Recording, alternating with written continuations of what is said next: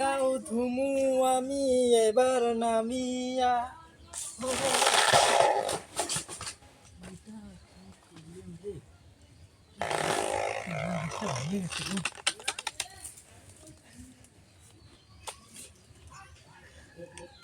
সুন্দর।